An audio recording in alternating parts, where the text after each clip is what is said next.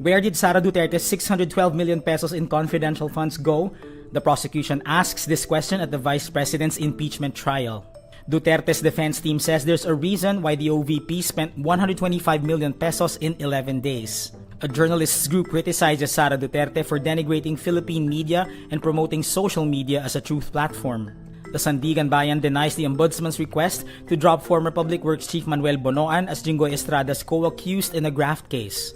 And the Energy Regulatory Commission allows Meralco to recover 8.7 billion pesos in uncollected costs, including 595 million pesos in system loss charges.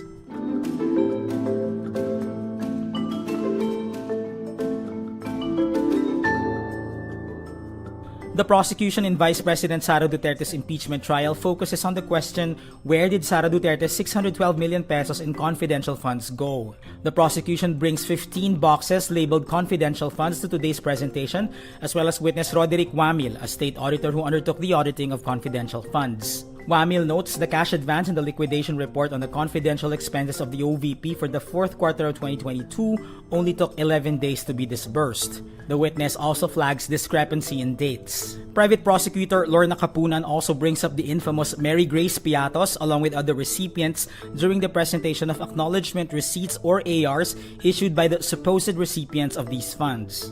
P-1-8-545 in the name of Andy C. Lim for 50,000 pesos. Andilim. Kanya ko pala hindi mabasa. Andilim. Para kay Andilim. The documents are among those flagged by the Commission on Audit for purportedly failing to comply with the requirements set under the Joint Circular governing the use of confidential funds. Vice President Sara Duterte's defense team reiterates there's an explanation for the 125 million peso funds of the Office of the Vice President flagged by the Commission on Audit. This during the 11th day of her impeachment trial on Monday, August 3, 2026. The defense also declines to stipulate acknowledgement receipts from December 21 to 31, 2022 that include 845 documents. Because sa atin, yung 11 days kasi, may mga explanation yan, may maaari tayong gawin na cross dyan. So, hindi pa muna tayo pumayag sa stipulation doon. POA says the defense has issues with these receipts. But as to the other documents, such as yung mga sinubmit sa COA, maliban lang sa acknowledgement receipts, of course, but yung pagdating dun sa mga, naging AOM or notice of suspension, I think those are official documents naman ng COA. The Senate impeachment trial is in the middle of the prosecution's presentation of evidence against Duterte's alleged confidential funds misuse. The National Union of Journalists of the Philippines criticizes Vice President Sara Duterte over remarks denigrating Philippine news organizations and promoting social media as a truth platform.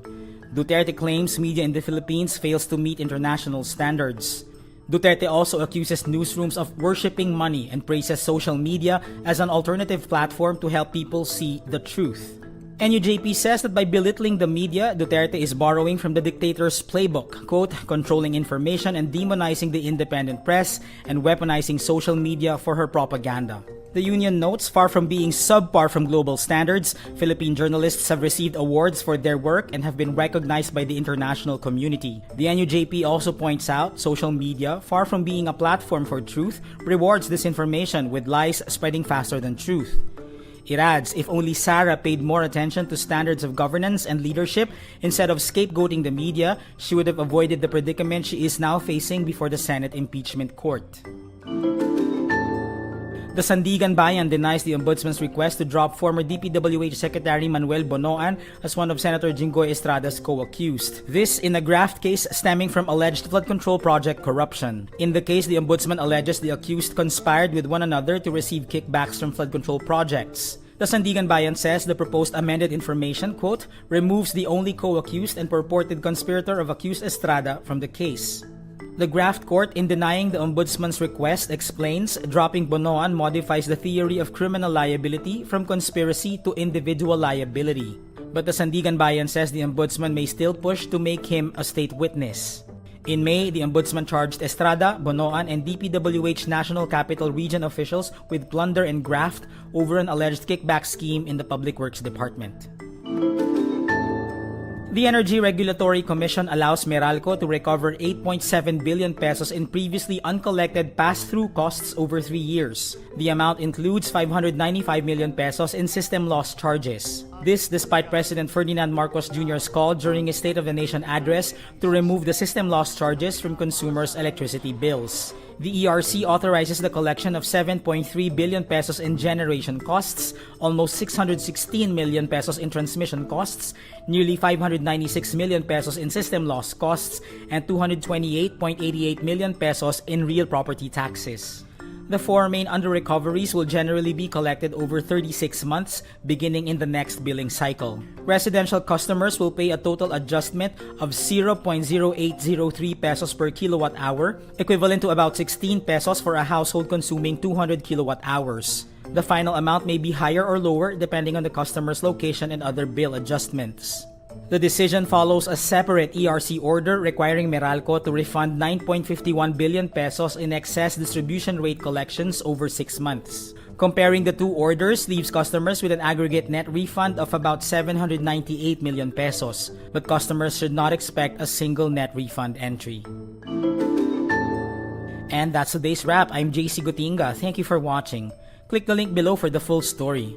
For more updates, download the Rappler app.